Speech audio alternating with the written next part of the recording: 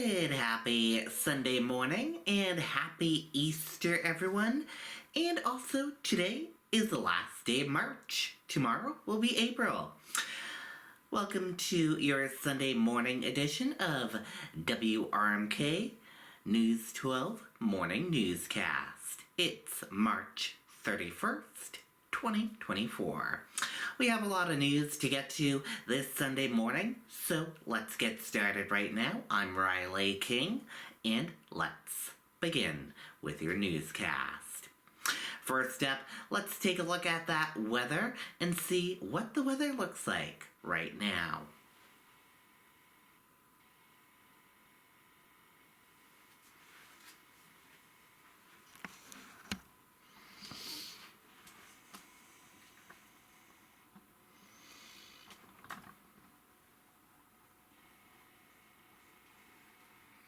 Good morning, everyone. I'm meteorologist Riley King, and welcome to Riley's Kingdom of Weather right here on WRMK News 12. Let's get started right now. Here's a look at your radar right now. As you can see, it is clear, but it looks like snow is slowly making its way into New Hampshire. The weather right now is cloudy, 38 degrees. It feels like 33 degrees out there. Slight chance of precip over the next 6 hours. And your weather for today and tonight. Today, sunshine and clouds mixed. High, 52 degrees. Winds west-northwest at 10 to 20 miles per hour. And your weather for tonight. Tonight, a few passing clouds, low 32 degrees, winds west-northwest at 5 to 10 miles per hour. And that is a look at the weather for tonight, and that does it for this edition of Riley's Kingdom of Weather, right here on WRMK News 12. Thank you for tuning in and watching. Have a fantastic Sunday, and have a wonderful Easter, everyone. Happy Easter. Okay, and there you go on that weather forecast. And now, let's get to your news.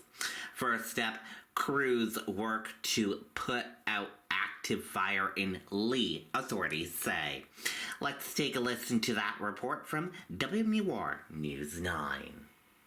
Well, Ariel, right now we're at the intersection of Sherburne Road and Turtle Pond Road here in Lee. This area is called Five Corners. We have been instructed to stay here for our own safety tonight, but as you can see, we're watching several fire trucks fill up their trucks with water from the fire hydrant here. The actual fire we have confirmed is happening with Lee fire officials is about 1.5 miles down this road. We're watching fire trucks from Rochester, Brentwood, and Newfields fill their trucks with water from the fire hydrant here. Officials have confirmed with us that multiple barns are on fire on Captain Smith Emerson Road.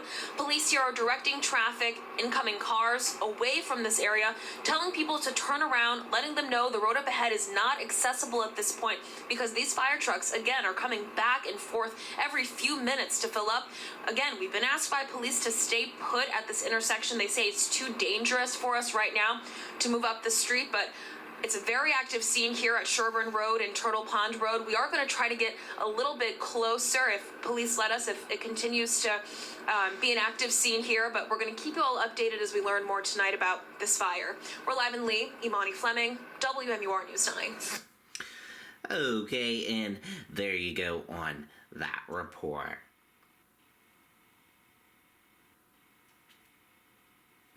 Truck crashes into Hampton tolls on Interstate 95 and catches fire, police say. Let's take a listen to that report from WMUR News 9.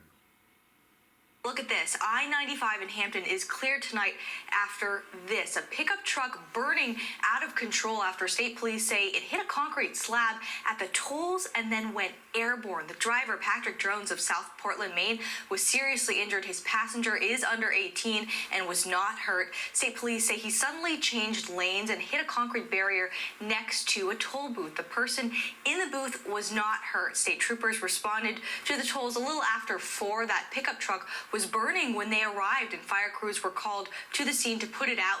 News 9 heard from a man who saw the aftermath. And we could see the smoke, and it was just heavy, thick, black smoke. Yeah. And when we got up there, from looking across from even the southbound side, we were in the far right-hand lane of the southbound side, you could just see the flames were shooting, 6-8 feet above the vehicle, and it was just completely engulfed. The crash is still under investigation. State police do not suspect the driver was impaired. Okay, and there you go on that report.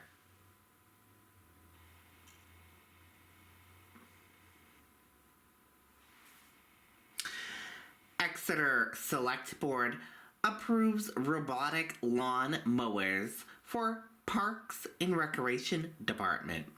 Let's take a listen to that report from WR News 9.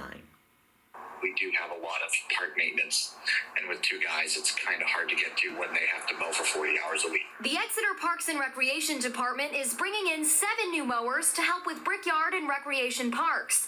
They're used in Europe, on college campuses, and at Fenway Park. They can work in any weather and any time of day. That's because they're robots. And one thing I think Exeter prides itself in is trying to be ahead of the curve or innovators. Robots will never replace human workers in the park setting, especially with so many other tasks that need to be done. Director Greg Bison says robot lawnmowers can help lighten the load for the department's 2 maintenance workers and allow them to spend more time on other projects. He says the technology is sustainable and cost-effective. Bison said it usually costs about $17,000 a year to mow these fields, but this technology will cost less, and the money will come from the department's revolving fund. The Select Board approved the new plan on Monday, which includes $35,000 for 7 robotic lawnmowers at about $8,800 per year, and an additional $33,000 for a field painting robot that Bison says will be used to help offset costs. This was an opportunity for us to just take that step forward, especially where it's not going to be any taxpayer dollars that go into it. We're going to use the automated paint liner to offset the cost, because we can assist some of the local sports leagues to allow them to get their lines painted by us. So it's a win-win. In Exeter, Hannah Cotter, WMUR News 9. Okay, and there you go on that report.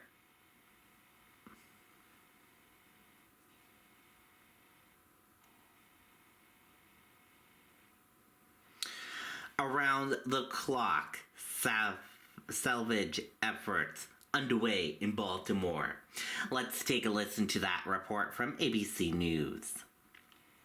Jackie has an old blouse. It's too loved to just throw away, so she donates it to her local Goodwill, so it can be loved again for pennies on the dollar. Pennies that support Goodwill's work to help people with barriers achieve their life and work goals. More than just a store. We move on now to the urgent salvage and recovery efforts in Baltimore. These massive cranes are now being used to remove wreckage from the Francis Scott Key Bridge. Crews are working around the clock after the deadly bridge disaster. And tonight, we're hearing from a motorist who says he was one of the last to cross the bridge before it collapsed. Here's ABC's Jay O'Brien. Tonight, 5 days after the collapse, the first pieces of debris of the Francis Scott Key Bridge blocking Baltimore Harbor, now in the process of being removed. The start of a grueling process. Divers and other crews preparing to cut up pieces of the tangled steel to be lifted out of the water. That task made more difficult by dangerous debris. Sharp metal and electrical wires sent flying when that container ship lost power, colliding with the bridge. We're talking about wreckage. We're talking about pieces of the Key Bridge that are in the water. State leaders unable to say when the closed port tied to 8,000 jobs will reopen, saying their focus is on recovering the bodies of 4 missing construction workers presumed dead. That blocked off vital roadway, leaving people like Larry DeSantis, the head baker at Herman's Bakery, in the lurch. Every day for 16 years, Larry taking the Key Bridge back and forth, commuting in the overnight hours between his 2 jobs. Larry telling us he was one of the last people to cross that bridge just before its collapse. What was it like seeing that video? Yeah, it was. Well, like I said, it makes me think. I'm really lucky. You're lucky to be alive. No, exactly. No, exactly. I mean, if I had been 1 minute later, I wouldn't be here. Locals here still reeling. Pam Rigby, one of the several catching their first glimpses today of the Baltimore skyline without the Key Bridge. It's different from seeing it on TV than Seeing it in real life. Right. Even though we're far away, you still feel it. This collapse having such a huge impact on this community. Jay O'Brien joins us live from the Francis Scott Key Bridge. And Jay, what is the latest in the search for the missing workers? Mary, the remains of 2 of those construction workers have been recovered, but divers have had to temporarily suspend the search for the others because of how dangerous officials say conditions have been out here on the water right now. Clearing all of this remaining debris is essential to that ongoing search effort. Mary?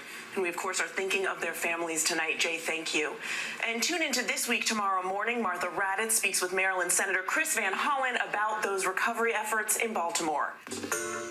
Hi, everyone. George Stephanopoulos. Okay, and there you go on that report.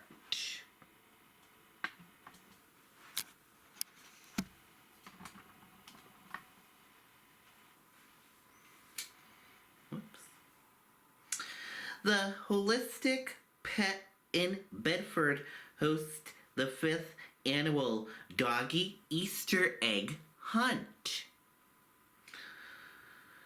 Yesterday, it was the perfect time to go out and hunt for eggs, especially if you're a dog. The Holistic Pet in Bedford hosted their 5th annual Doggy Easter Egg Hunt, featuring hidden eggs that contained $100 prizes for them to find. Organizers also had new rescue dogs that were available for adoption. And of course, the dogs had a chance to take a picture with the Easter Bunny. Missy's Closet offering free prom dresses at Manchester event. With the arrival of spring, high schoolers are preparing for their long-awaited opportunity to attend prom. However, for some students, attending such a high-cost event can be out of reach. In light of this, one organization is hoping to help anyone looking for a dress. Missy's Closet is holding its annual Say Yes to the Dress event with over 1,000 free prom dresses. Each weekend through April 14th, high school students can stop by Missy's Closet in the TJ Maxx Plaza off South Willow Street to get a gown. There are more than 1,700 dresses to choose from, which have all been donated by the community. We see a lot of women come in here and they're a little nervous, and we want to make this a great experience for them. And when they leave, they're all smiles, and that's what keeps our volunteers, because this is a volunteer run, and all of them believe in this organization, said John Kenton from Missy's Closet. Organizers say the annual prom dress giveaway is held in memory of Melissa Charabanayou, who lost her life to domestic violence in 2009. Last year, 619 dresses were given away. Teens also have opportunity to select free shoes, makeup, jewelry, and purses. Teens can pick out a dress from 4 to 7 p.m. on Fridays and from 10 to 4 p.m. on Saturdays and Sundays. The store will be closed on Easter. For more information, check out Missy's Closet Facebook page. And that does it for this Sunday edition of WRMK News 12 Morning Newscast. Thank you for tuning in and watching, and have a great Sunday, and have a wonderful Easter, everyone. Goodbye.